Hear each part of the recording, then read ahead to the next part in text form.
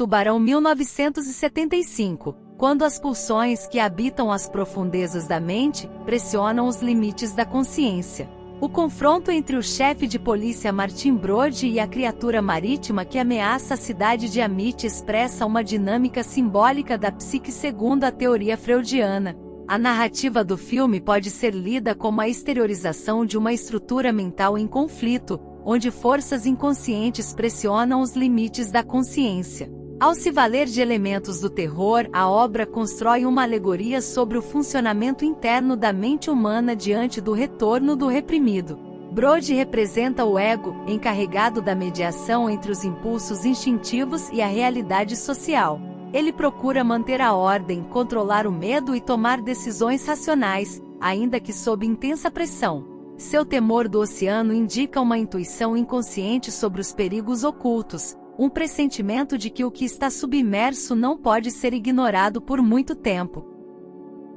A consciência, ao hesitar diante do desconhecido, revela sua fragilidade diante do conteúdo recalcado. O tubarão encarna a potência bruta do id, movido por uma lógica pulsional que ignora leis, normas ou limites éticos. Sua aparição súbita e sua voracidade remetem à força desorganizadora do desejo inconsciente. Emergir das águas profundas, atacar sem aviso e desaparecer compõem um ciclo que perturba a estabilidade, forçando a mente a lidar com o inaceitável. Não se trata apenas de um animal, mas de uma figura simbólica do que a psique tenta manter fora da consciência. A cidade de Amit corresponde ao superego, sustentado por valores coletivos que exigem o recalcamento da ameaça. As autoridades e comerciantes simbolizam os mecanismos sociais que negam o perigo em nome da aparência de normalidade. A repressão se apresenta como forma de evitar o colapso econômico e institucional, ainda que essa tentativa exponha os indivíduos a riscos maiores. O moralismo e a conveniência ocultam a crise que cresce sob a superfície. Brody vive o impasse do ego diante de exigências contraditórias: proteger a população e, ao mesmo tempo, obedecer às autoridades locais. Esse dilema reflete a tensão constante entre o princípio da realidade e os impulsos inconscientes que não cessam. A oscilação entre negar e agir demonstra o movimento de uma consciência em luta para preservar-se. O terror não reside apenas no tubarão, mas na instabilidade do sujeito frente ao incontrolável. A trama revela que não basta reprimir o id, ele retorna com intensidade redobrada. O recalque imposto pela coletividade se mostra ineficaz quando o inconsciente encontra brechas para se manifestar. Os ataques sucessivos simbolizam esse retorno, desafiando o controle consciente e expondo a ilusão de segurança. A razão, por si só, não é suficiente para conter as forças que agem nas profundezas da mente. A irrupção do primeiro ataque marca a emergência violenta de conteúdos inconscientes que haviam sido reprimidos pela ordem social vigente. A morte de Chris representa mais que um ato brutal. É o sintoma de algo recalcado que retorna para desorganizar a aparente normalidade da comunidade. O horror do acontecimento é imediatamente submetido a mecanismos de negação, evidenciando a força do recalque.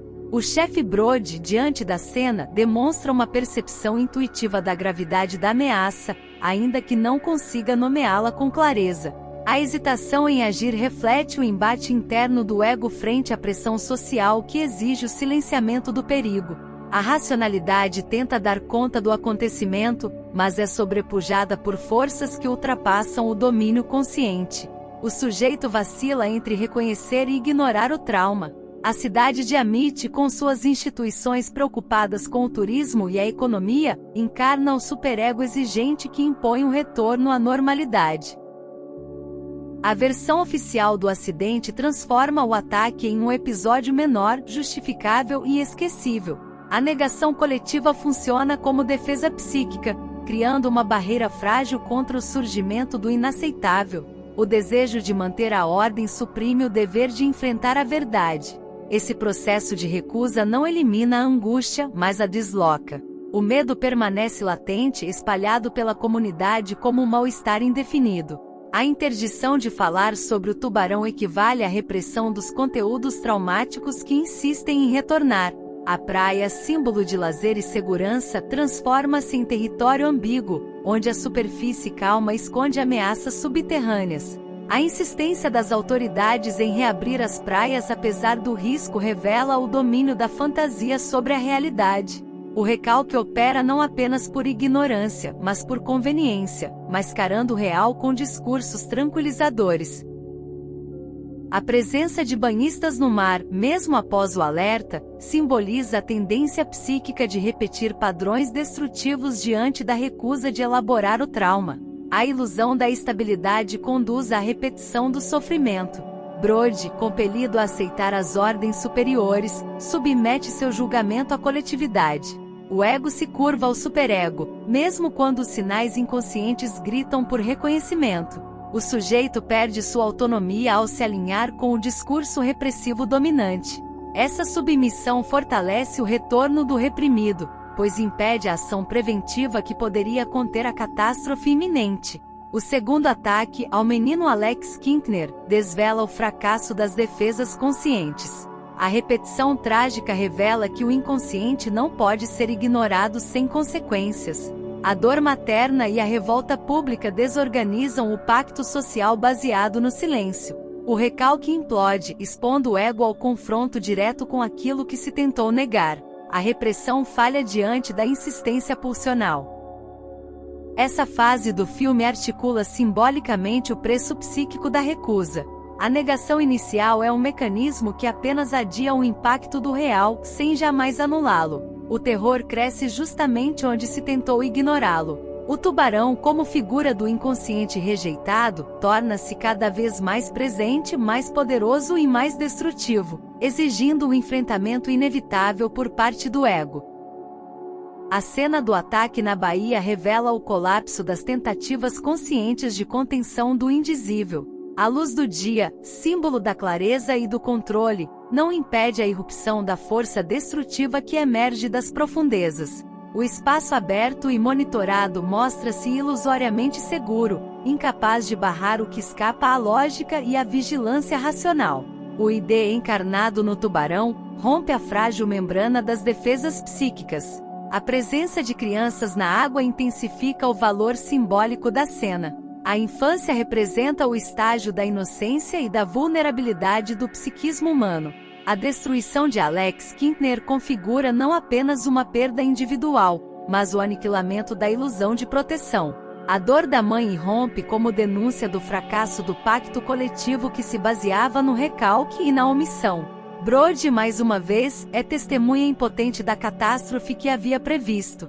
O olhar fixo e apavorado reflete o colapso do ego diante da repetição traumática.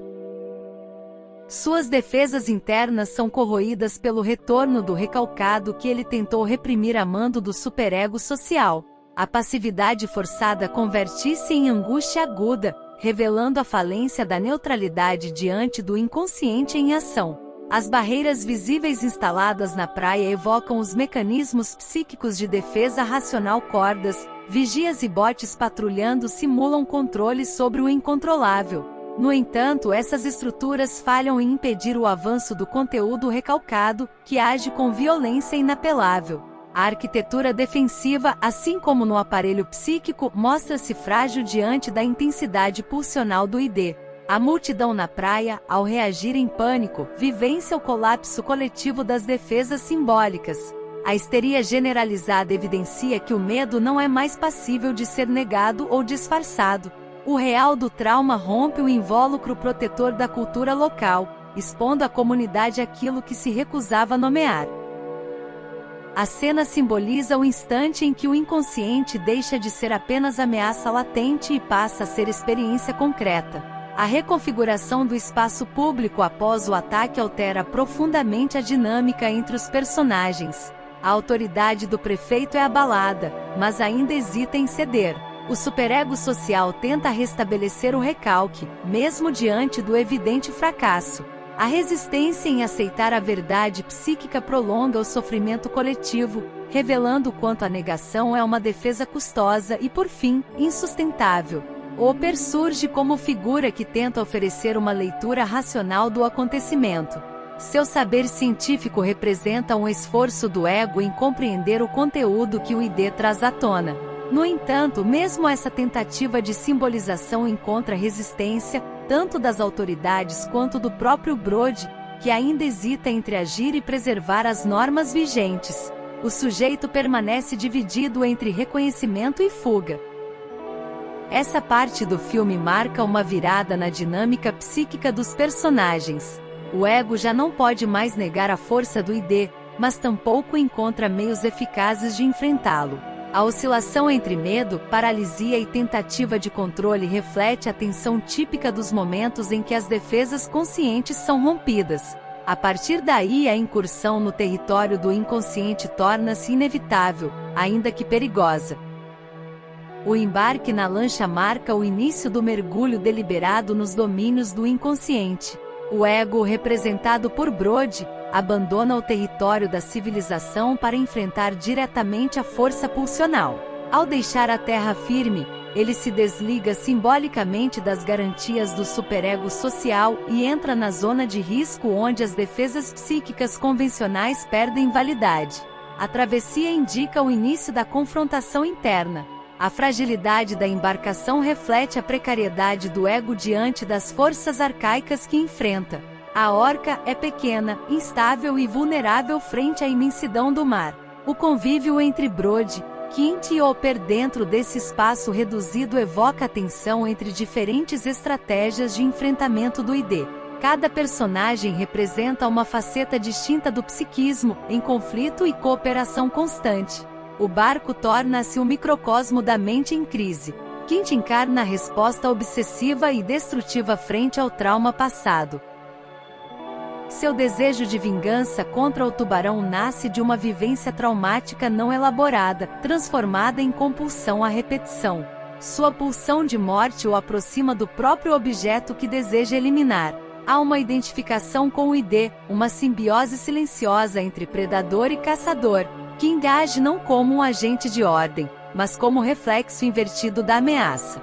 Hopper, por sua vez, simboliza a tentativa do ego de lidar com o inconsciente por meio do saber técnico e racional. Seu conhecimento oceanográfico e sua postura analítica representam a crença no domínio pela razão. Entretanto, sua ciência encontra limites frente à brutalidade do real psíquico. O ID não se submete à lógica. Ele excede qualquer previsão e escapa às redes do intelecto. A impotência de Hopper diante do tubarão é também a impotência do discurso científico frente ao pulsional. Brody permanece como o eixo intermediário entre esses polos. Ele não compartilha da obsessão vingativa de Quint, tampouco deposita fé cega na ciência de Hopper. Sua angústia crescente reflete a posição do ego confrontado com duas formas ineficazes de controle. A experiência da viagem força-o a amadurecer psíquica e simbolicamente, preparando-se para um embate no qual a astúcia será mais eficaz que a força ou o saber. A vastidão do oceano reforça a atmosfera de deslocamento e desamparo. Sem referências estáveis, os personagens se confrontam com sua própria finitude. À noite, o nevoeiro e os ruídos ameaçadores tornam-se expressões sensoriais do desconhecido que os envolve. O ID não é apenas externo, mas também interno. Ele reverbera em cada gesto impulsivo, em cada silêncio tenso, em cada medo reprimido que retorna à tona. O comportamento do tubarão, cada vez mais agressivo e audacioso, sugere uma escalada pulsional. A criatura parece responder não apenas aos estímulos físicos, mas também à presença do desejo de enfrentá-lo. Quanto mais os personagens o buscam, mais ele se aproxima. Essa dinâmica simboliza o magnetismo destrutivo do recalcado que, ao ser provocado, exige confronto direto. O ID responde à convocação do ego. Essa fase prepara o terreno para a batalha final. O ego, cada vez mais isolado, precisa integrar os elementos em conflito dentro de si para sobreviver. O fracasso de Quint e a limitação de Hopper deixam Brody diante da tarefa solitária de enfrentar o monstro. O confronto com o ID não será feito por intermédio, mas em contato direto. É o momento da verdade psíquica, onde a fantasia cede espaço ao embate com o real pulsional. A confrontação atinge seu ápice no momento em que todas as defesas conscientes colapsam. O tubarão, símbolo do ID em seu estado mais selvagem, intensifica os ataques à embarcação, reduzindo a orca a destroços. A deterioração do barco representa o desmoronamento das estruturas psíquicas de mediação. O ego é então colocado em uma situação limite, despojado de seus recursos habituais. Quint é consumido pelo objeto que perseguia obsessivamente. Seu fim trágico não decorre apenas da força bruta do tubarão, mas da falência de sua identificação com a pulsão destrutiva. Ao se deixar guiar por um desejo compulsivo de controle e extermínio, aproxima-se daquilo que queria dominar. Sua morte confirma o destino daqueles que se tornam reféns da própria compulsão, repetindo inconscientemente o trauma sem superá-lo. Hopper desaparece momentaneamente, retirando-se da cena do confronto final. A ciência, representada por ele, revela-se incapaz de intervir quando a pulsão atinge seu grau máximo de manifestação. A ausência de sua figura ressalta os limites do saber técnico diante das forças inconscientes. No momento decisivo, resta ao ego agir com base na intuição, na astúcia e na coragem emocional, não mais na racionalidade sistemática. Brody permanece isolado sobre os escombros do barco, encarnando um ego reduzido ao essencial. Sem apoio externo, encontra-se frente a frente com a ameaça primitiva. Sua sobrevivência depende de uma resposta criativa, capaz de transformar a energia destrutiva do ID contra ele próprio. A improvisação do plano com o cilindro de ar comprimido torna-se uma metáfora da flexibilidade necessária ao psiquismo em situações extremas. O gesto de enfiar o cilindro na boca do tubarão é simbolicamente potente. O ponto de voracidade da criatura, sua força pulsional mais evidente, torna-se também seu ponto vulnerável. A boca, símbolo da incorporação destrutiva, transforma-se em receptáculo da própria destruição. Essa inversão sugere que o ego, para triunfar, precisa lidar com o ID em seu próprio campo, aceitando o risco e assumindo a responsabilidade pelo confronto direto. O disparo que provoca a explosão do cilindro é um momento de resolução simbólica. Não se trata apenas da eliminação física da ameaça, mas da reconfiguração interna das forças psíquicas. O ego afirma sua soberania ao transformar a energia bruta em destruição dirigida. A violência da explosão é proporcional à intensidade da repressão anterior, configurando-se como catarse. O recalcado é enfim expulso, ainda que por meios violentos. A queda do tubarão nas profundezas reestabelece temporariamente a ordem. As águas tornam-se novamente calmas, como se o inconsciente tivesse sido pacificado. A imagem do monstro afundando é o retorno do conteúdo reprimido ao seu lugar de origem, não sem deixar marcas. O ego sobrevive, mas não intacto. A travessia psíquica provocou fissuras, experiências traumáticas e reorganizações internas profundas. O reencontro com o Hopper e a natação de volta à praia simbolizam um retorno à consciência. O ego emerge fortalecido, mas transformado pela experiência. A ameaça não desaparece definitivamente, o ID permanece latente nas profundezas, pronto a retornar. A vitória é parcial, provisória e marcada pelo aprendizado. A lição freudiana se mantém. A paz psíquica exige constante vigilância frente à recorrência do recalcado. A estrutura narrativa do filme remete à dinâmica interna do aparelho psíquico conforme delineado por Freud. A tensão entre o impulso destrutivo do tubarão e os esforços de contenção empreendidos por Brody revela o conflito entre forças inconscientes primitivas e as instâncias reguladoras da mente. A cidade de Amit, com sua aparência pacífica, encobre conteúdos latentes que se manifestam de forma abrupta e violenta, desestabilizando a ordem aparente. O personagem de Brody percorre uma trajetória de enfrentamento progressivo dos elementos inconscientes. Inicialmente marcado pelo medo e pela hesitação, ele vai sendo impelido por circunstâncias externas a abandonar a posição de passividade. A evolução de sua conduta revela a transição do ego de uma postura defensiva para uma atitude ativa diante das pulsões. Esse movimento reflete o processo psíquico de integração das forças inconscientes reprimidas. A figura do tubarão adquire a função simbólica de condensar múltiplos conteúdos inconscientes. Ele representa não apenas o id em sua forma destrutiva, mas também a ameaça do retorno do recalcado. Ao emergir das águas, ele torna visível aquilo que o ego e o superego haviam tentado suprimir. A insistência do monstro em romper as barreiras conscientes ilustra a força das pulsões não elaboradas, que insistem em se manifestar até que sejam simbolicamente enfrentadas. A comunidade de Amit funciona como a encarnação do superego social. Suas exigências de normalidade, lucro e ordem colocam pressão sobre o ego para que ignore sinais de ameaça. Essa imposição moral contribui para o recalcamento da percepção do perigo.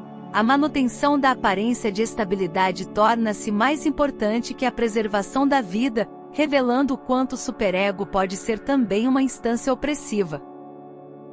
A morte de King e a falência dos métodos científicos ilustram os limites das respostas convencionais ao inconsciente.